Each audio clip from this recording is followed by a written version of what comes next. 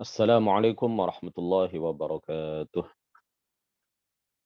إلى أشرف النبيين محمد رسول الله صلى الله عليه وسلم وآله وذريته وأزواجه وأهل بيته الكرام، وإلى أرواح إخوانه من الأنبياء والمرسلين والصحابة والتابعين والأولياء الصالحين والعلماء العاملين والملائكة المقربين والمجاهدين في سبيل رب العالمين، وإلى المصنفين المخلصين، ونخص خصوصا إلى سلطان الأولياء الشيخ عبد القادر الجيلاني والإمام أحمد الرفاعي الكبير، وسلسلة رجال الطريقة الرفاعية، وسلسلة رجال الطريقة القادرية، وسلسلة رجال الطريقة النكشبندية، وسلسلة رجال الطريقة العلوية، وإلى أرواح المسلمين والمسلمات والمؤمنين والمؤمنات من مشارق الأرض إلى مغاربها برها وبحرها، خصوصا آباءنا وأمهاتنا وأجدادنا وجداتنا ومشايخنا ومشايخ مشايخنا وأساتذتنا وأساتذة أساتذتنا، ونخص خصوصا إلى شيخ مشايخنا الشيخ عبد الله الهرري، الشيخ نزار حلبي، والشيخ محمد هاشم أشعري، الشيخ عبد الوهاب حسب الله، الشيخ بصري شمسوري، والشيخ عبد العزيز مشهور، والشيخ عبد المهيمن نور، وسائر مشايخنا وأساتذتنا، وإلى أولادنا بنية أن يجعلهم الله الصالحين والصالحات، وإلى من فتح ونشر الإسلام في هذه القرية، وبنية التوفيق والتيسير، وبنية قضاء جميع الحاجات والديون، وبنية الشفاء والنصر على الأعداء، وقبول الدعاء، ونيل كل سول، ورؤية الرسول، وشفاعة الرسول، ومرافقة الرسول في الآخرة، ولرضاء الله. الفاتحة. أعوذ بالله من الشيطان الرجيم. بسم الله الرحمن الرحيم. الحمد لله رب العالمين، الرحمن الرحيم، مالك يوم الدين، إياك نعبد وإياك نستعين. اهدنا الصراط المستقيم، صراط الذين أنعمت عليهم غير المغضوب عليهم ولا الضالين. آمين. الحمد لله رب العالمين، له النعمة وله الفضل وله الثناء الحسن، صلوات الله البر الرحيم والملائكة المقربين على سيدنا محمد طه الأمين، وعلى آله وصحبه الطيبين الطاهرين. رب اشرح لي صدري ويسر لي أمري وثبتني على الإيمان. اللهم لا سهل إلا ما جعلته سهلا، وأنت يا حي يا قيوم تجعل الحزن إذا شئت سهلا. أما بعد، hadirin hadirat, para peserta kajian kitab Aqidatul Muslimin yang mudah-mudahan semuanya dimuliakan, dirahmati, dan senantiasa mendapatkan limpahan taufik, rahmah serta hidayah dari Allah Subhanahu wa taala. Kita telah sampai pada soal jawab nomor 49. Sudah kemarin ya. Soal jawab nomor 50. Qala al-muallifu rahimahullahu taala wa nafa'ana bihi wa bi'ulumihi wa amaddana bi amdadihi wa afadha alaina min barakatihi. Amin. ما معنى قوله تعالى أأمنتم من في السماء أن يخسف بكم الأرض؟ Al-Mulk ayat 16. Al-muradu biman fis sama'i al-malaikatu. وليس المراد أن الله ساكن في السماء كما قال المفسرون المحققون. Apakah makna firman Allah Subhanahu wa taala,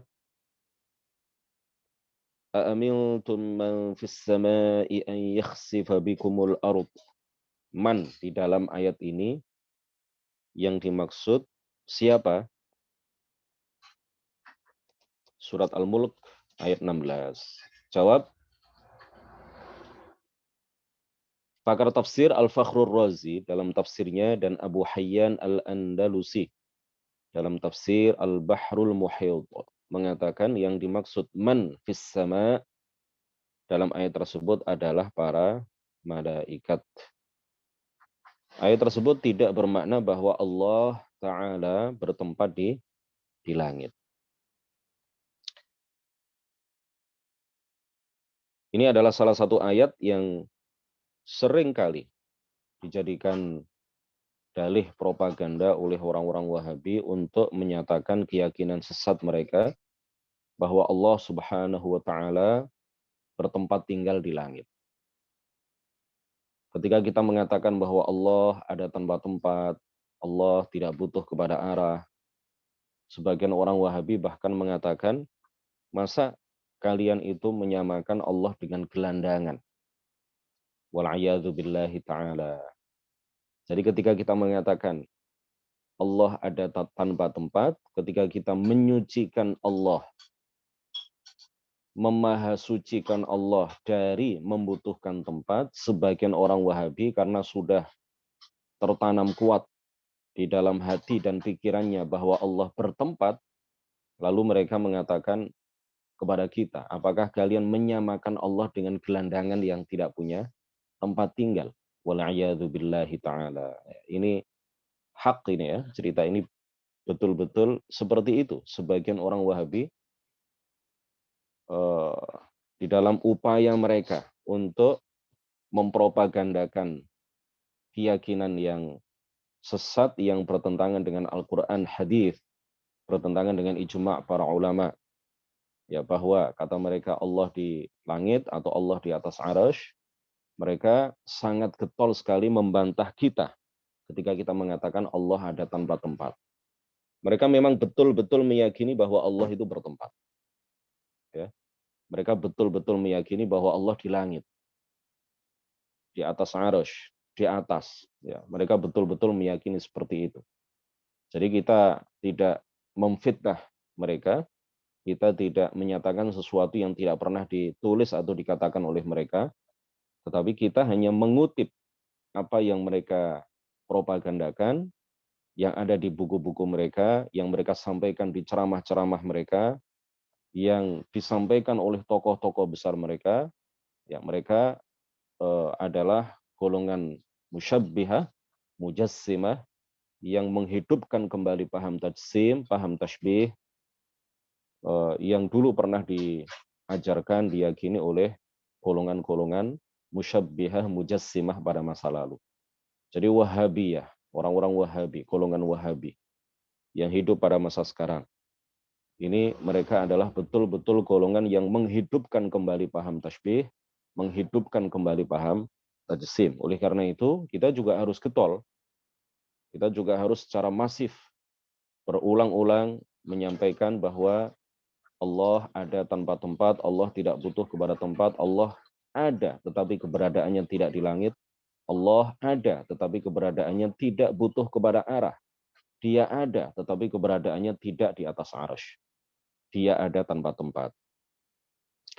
Menurut salah satu penafsiran, yang dimaksud man di dalam ayat man fis sama, surat Al-Mulk ayat 16. Ini adalah malaikat. Yang dimaksud adalah malaikat. A'amiltum, apakah kalian merasa aman? Man fis sama'i ayyakhsifa bikumul ardh, bahwa malaikat yang ada di langit ayyakhsifa bikumul ardh, yang membuat kalian tertelan oleh bumi. Apakah kalian merasa aman bahwa malaikat yang ada di langit membuat kalian tertelan oleh bumi. Jadi yang dimaksud adalah malaikat.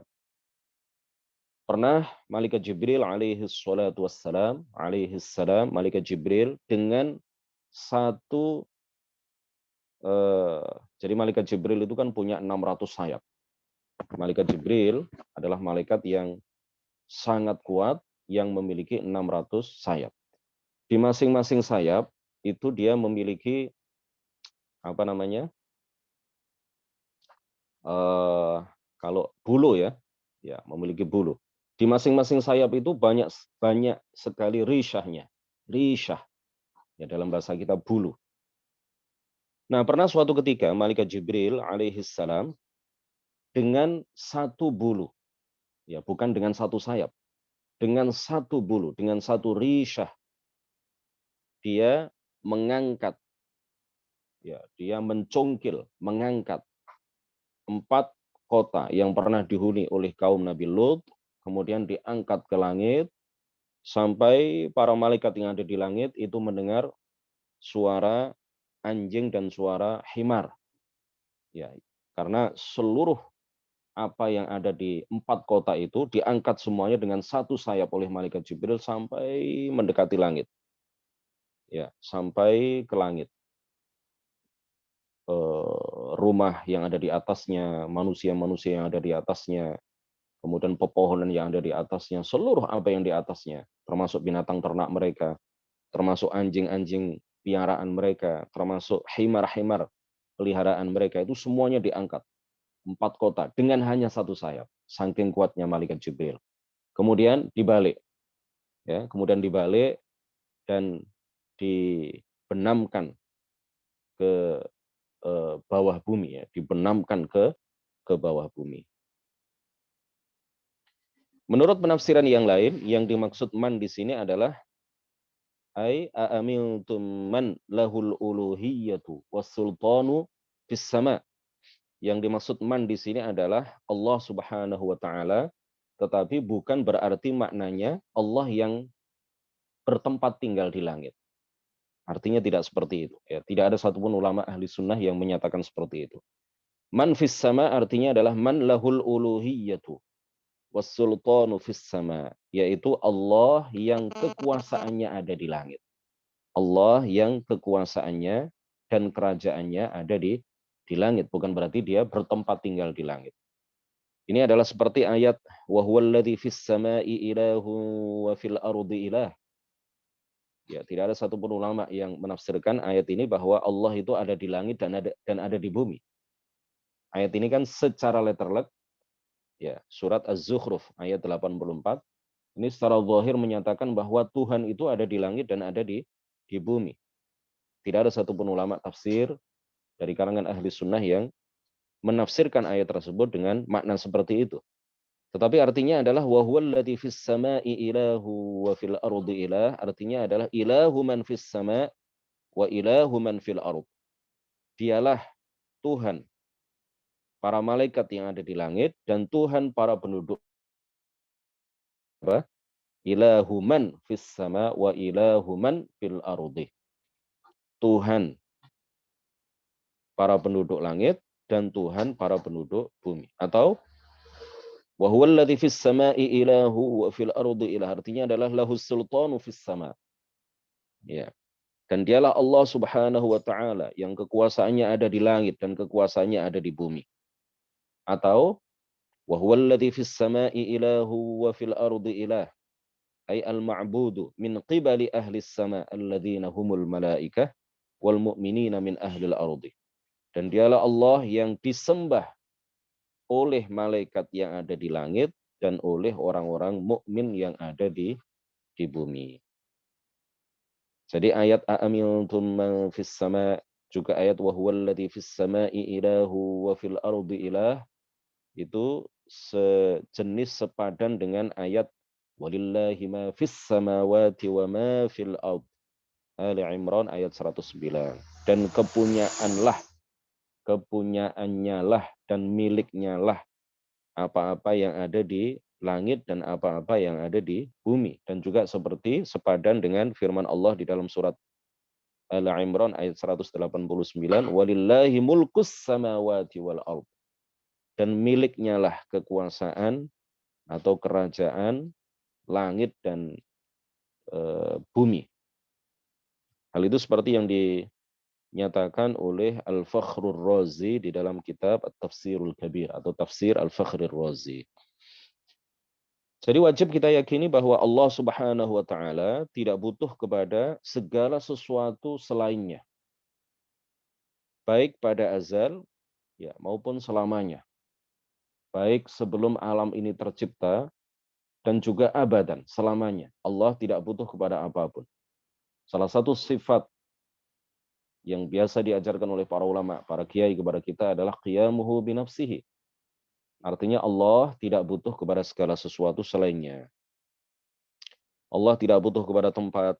Allah tidak butuh kepada segala apapun dari makhluknya. Allah tidak butuh kepada arah untuk ia tempati karena ia berbeda dengan segala sesuatu. Dia bukanlah benda yang bisa dipegang oleh tangan. Dia juga bukan benda yang tidak bisa dipegang oleh tangan. Menempati suatu tempat, menempati suatu arah adalah termasuk sifat benda. Allah bukan benda.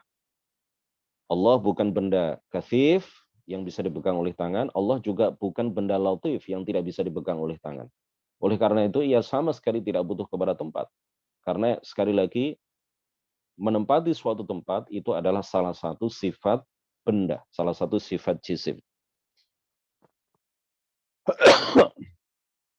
Jadi, benda yang bisa dipegang oleh tangan itu menempati suatu tempat dan arah. Benda yang tidak bisa dipegang oleh tangan itu juga menempati suatu tempat dan arah. Sebagaimana hal itu ditegaskan oleh Allah di dalam suratul Anbiya ayat 33. Wa huwa alladhi khalaqal laila wan nahara wasyamsa wal qamar kullun fi falakin yasbahun. Dan dialah yang telah menciptakan malam dan siang dan yang telah menciptakan langit dan bumi. Masing-masing dari empat hal itu beredar atau berada di garis edarnya. Di dalam ayat ini Allah Subhanahu wa taala menyebutkan al-lail wan nahar. Kegelapan dan terang, kegelapan dan cahaya. Keduanya adalah termasuk benda yang tidak bisa dipegang oleh tangan. Allah menegaskan bahwa keduanya ya dan benda-benda lain yang tidak bisa dipegang oleh tangan seperti ruh, angin atau udara dan lain sebagainya. Itu semuanya ciptaan Allah Subhanahu wa taala dan semuanya dijadikan oleh Allah berada di tempatnya masing-masing, menempati suatu tempat. Kemudian di bagian selanjutnya dari ayat ini, Allah menegaskan bahwa dialah yang telah menciptakan matahari dan bulan. Keduanya adalah termasuk benda kathif. Keduanya adalah termasuk benda kathif. Dan Allah menegaskan kullun fi falaki yasbahun. Baik matahari maupun bulan, maupun benda sebelumnya yang merupakan benda latif, itu semuanya menempati suatu tempat. Sedangkan Allah ini bukanlah benda latif, bukanlah benda kathif, sehingga ia tidak butuh kepada tempat. Ayat yang biasa dijadikan dalil oleh para ulama untuk menetapkan bahwa Allah ada tanpa tempat adalah ayat laisa kamitslihi syai'. Ayat ini adalah ayat yang paling jelas di dalam Al-Quran yang menerangkan kepada kita bahwa Allah berbeda dengan segala sesuatu. Allah secara total berbeda dengan apapun dan berbeda dengan siapapun. Bagaimana para ulama menjadikan ayat ini sebagai dalil bahwa Allah ada tanpa tempat? Ya, orang Wahabi itu kan biasanya, coba sebutkan satu saja ayat Al-Quran yang menyatakan bahwa Allah ada tanpa tempat seperti yang kalian yakini, seperti apa yang kalian ajarkan. Kita katakan kepada mereka secara tegas bahwa ayat yang menjelaskan kepada kita bahwa Allah ada tanpa tempat adalah laisa kamitslihi syai'. Dia tidak serupa dengan segala sesuatu apapun dari makhluknya. Ya, ayat ini dipahami oleh para ulama. Ya, orang Wahabi tidak paham ayat ini. Ayat ini dipahami oleh para ulama sebagai dalil bahwa Allah ada tanpa tempat. Kenapa? Karena seandainya dia bertempat, maka dia pasti akan memiliki banyak serupa. Seandainya dia bertempat, maka dia akan memiliki banyak serupa. Dia akan serupa dengan manusia yang bertempat. Dia akan serupa dengan bumi yang menempati suatu tempat. Dia akan serupa dengan langit yang berada di suatu arah. Dia akan menyerupai makhluk-makhluk lain yang semuanya menempati suatu tempat, menempati suatu arah. Kalau dia banyak serupa berarti menjadi batallah ayat laisa kamitslihi syai' yang menegaskan kepada kita bahwa Allah sama sekali tidak memiliki serupa. Kalau dia banyak serupa, itu artinya dia memiliki dimensi, memiliki panjang, memiliki lebar, memiliki kedalaman, memiliki ketebalan. Kalau dia memiliki ukuran, memiliki bentuk, memiliki panjang, memiliki dimensi, memiliki lebar, memiliki kedalaman, memiliki ketebalan, berarti dia membutuhkan kepada yang, berarti dia memiliki permulaan. Berarti dia memiliki permulaan yang membutuhkan kepada yang menjadikannya dalam ukuran tertentu. Ya, na'udzubillah min dzalik. Dalil dari hadis yang menyatakan bahwa Allah Ta'ala ada tanpa tempat adalah apa yang diriwayatkan oleh Imam Al-Bukhari, Imam Al-Baihaqi, Imam Ibnu Jarud, bahwa Rasulullah Shallallahu Alaihi Wasallam bersabda, "Kana Allahu wa lam yakun syai'un ghairuh." Kana Allahu, Allah ada pada azal. Ya, Allah ada pada azal itu maksudnya Allah ada sebelum adanya segala sesuatu. Walam yakun syai'un ghairuh, dan tidak ada segala sesuatu selainnya. Allah ada pada azal dan belum ada segala sesuatu selainnya. Tempat itu selain Allah atau Allah? Jawabannya adalah kalau kita katakan kepada orang-orang Wahabi, tempat, arah, langit, arasy itu Allah atau selain Allah. Mereka pasti akan menjawab selain Allah, bukan Allah. Kalau begitu, pada azal, ya azal itu artinya keberadaan tanpa permulaan, artinya sebelum segala sesuatu ini ada. Sebelum tempat ada, sebelum masa ada, sebelum zaman ada, sebelum langit ada, sebelum arsy ada, bahkan sebelum perputaran waktu ini ada, sebelum peredaran masa ini ada. Itu disebut apa? Azal. Satu-satunya yang azali adalah Allah Subhanahu wa taala. Pada azal yang ada hanya Allah. Pada azal yang ada hanya Allah. Berarti tempat yang merupakan selain Allah tidak ada. Pada azal tempat itu belum ada. Pada azal, waktu itu belum ada. Pada azal, langit itu belum ada. Tempat, ini loh tempat ya. Apa namanya ini? Ruang kosong yang diisi oleh suatu benda. Ini namanya tempat. Jadi tempat itu bukan berarti sesuatu apabila menempel dengan sesuatu yang lain, baru kemudian disebut sebagai tempat. Tidak. Tetapi tempat itu didefinisikan oleh para ulama sebagai ruang kosong yang diisi oleh suatu benda. Ini ya, ini tempat. Nah, ini makhluk. Ini makhluk pada azal ini belum ada. Nah, beberapa waktu yang lalu saya baca di detik.com misalkan ya, atau di beberapa media terpercaya yang lain, bahwa mulai ada kesimpulan dari para ahli, ya, para ahli antariksa, ini orang-orang kafir, sudah mulai ada kesimpulan, sudah mulai ada titik terang di kalangan mereka bahwa tempat ini ya, alam ini ruang kosong ini seperti ini ada batasnya. Bukan tidak terbatas. Kalau tidak terbatas kata mereka tidak masuk akal. Ini pasti ada batasnya. Ini yang tidak hanya dinyatakan atau disimpulkan oleh orang-orang kafir yang katanya ahli antariksa baru-baru ini, tetapi ini sudah dikatakan oleh para ulama Asy'ariyah, Maturidiyah, oleh para ulama ahli sunnati wal jamaah sejak berabad-abad yang lalu. Bahwa alam ini memang memiliki batas.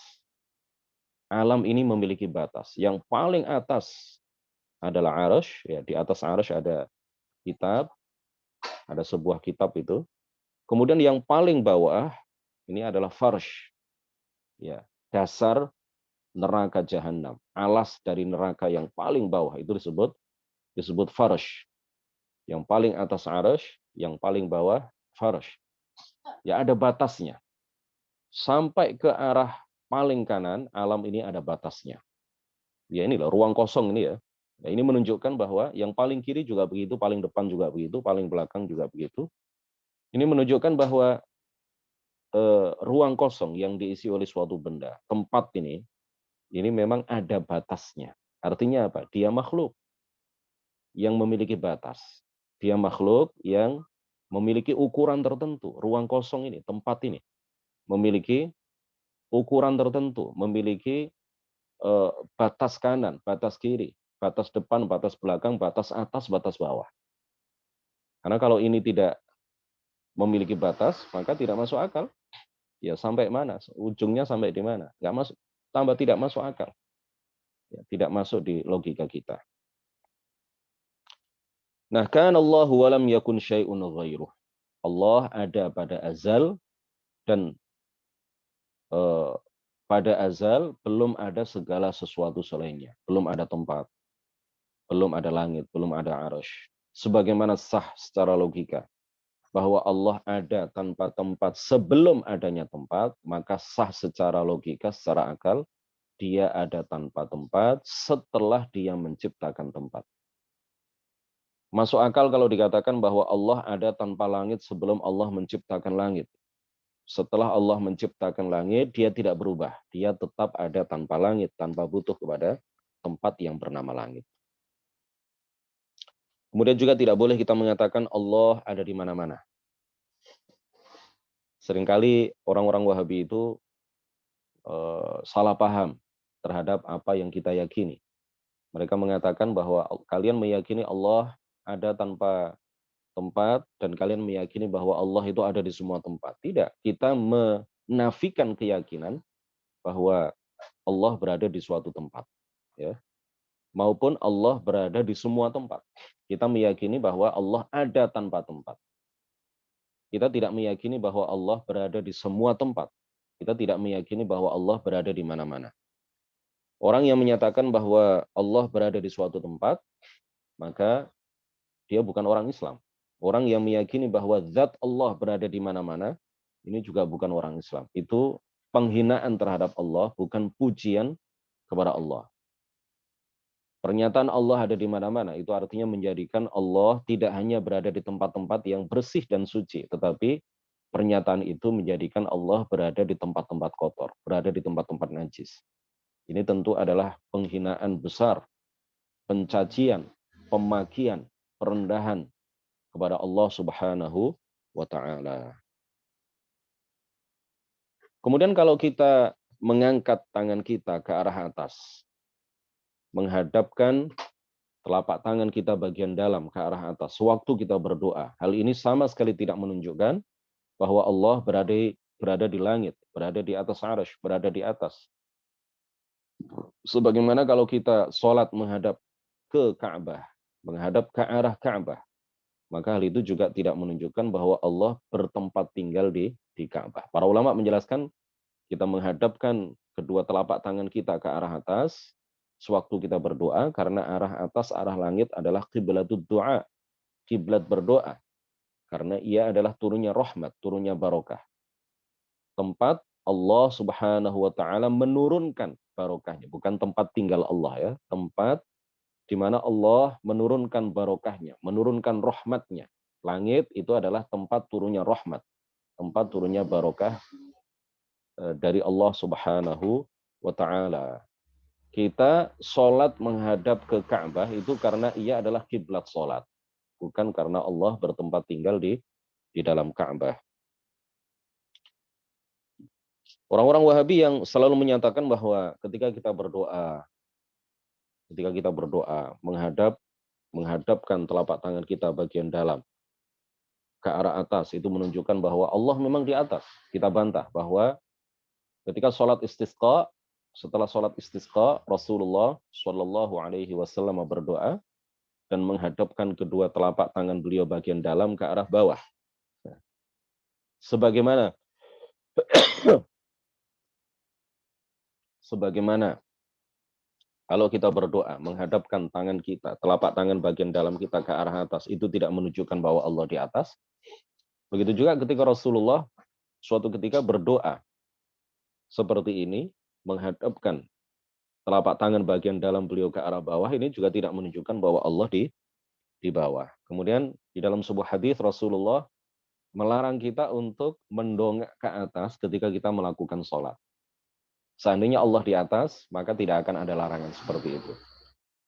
Lalu kita bantah juga di dalam satu riwayat ketika Rasulullah Shallallahu Alaihi Wasallam membaca tasyahud setelah tahiyat akhir, ya, atau setelah tahiyat, setelah tasyahud, setelah membaca at-tahiyyatul mubarakatus shalawatut thayyibatu lillah, ketika sampai pada lafaz asyhadu an la ilaha illallah, Rasulullah kemudian mengangkat jari telunjuk beliau, ya, dan sedikit menghadapkannya ke arah bawah. Dalam satu riwayat begini, ya. Ini juga menjadi dalil bahwa Allah Subhanahu wa taala tidak berada di atas. Seandainya Allah berada di atas, maka Rasulullah mengajarkan seperti ini ketika kita membaca asyhadu an la ilaha illallah di dalam salat.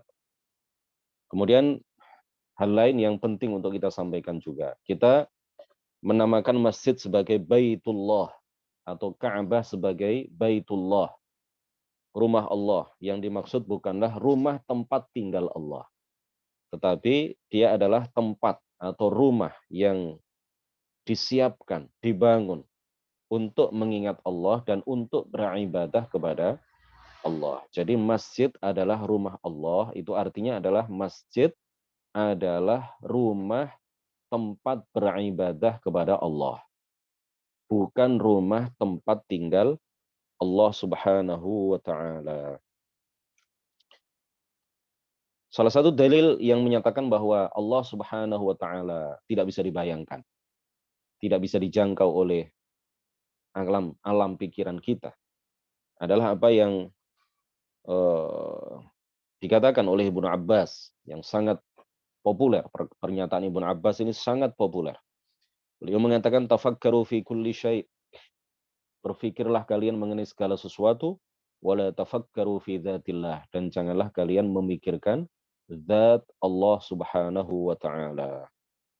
Seandainya Allah Subhanahu wa taala adalah seperti yang dipahami oleh orang-orang Wahabi, bahwa Allah itu di langit, bahwa Allah itu di atas arasy, bahwa ayat-ayat mutasyabihat itu harus dipahami secara letterlet, harus dipahami secara zahir, maka Ibnu Abbas tidak akan mengatakan apa?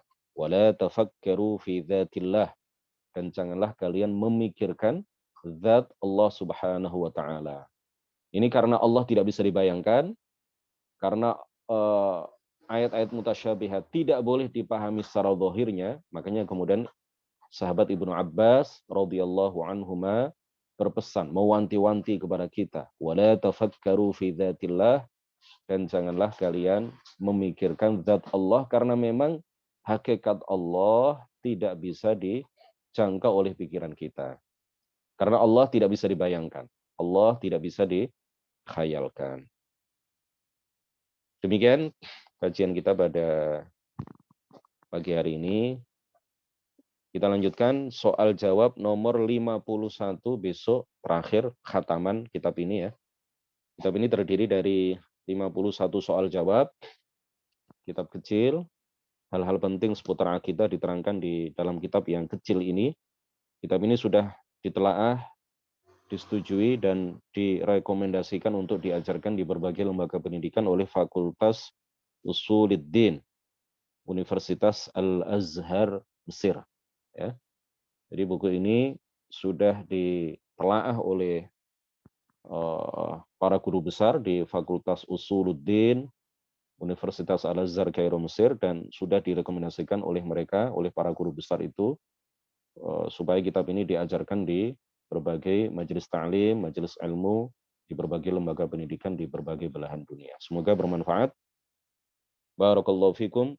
Besok khataman, insya Allah mudah-mudahan tidak ada kendala, tidak ada hambatan, sinyal lancar, dan kita semuanya diberi kesehatan dan umur panjang oleh Allah Subhanahu wa taala. Nuhallil wa nusalli 'alan nabi la ilaha illallah. Allahumma salli 'ala sayyidina Muhammad wa 'ala alihi wa sahbihi wa sallim.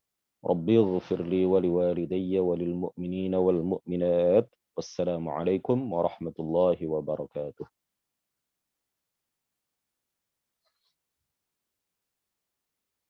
Ya, sama-sama dari Kalimantan.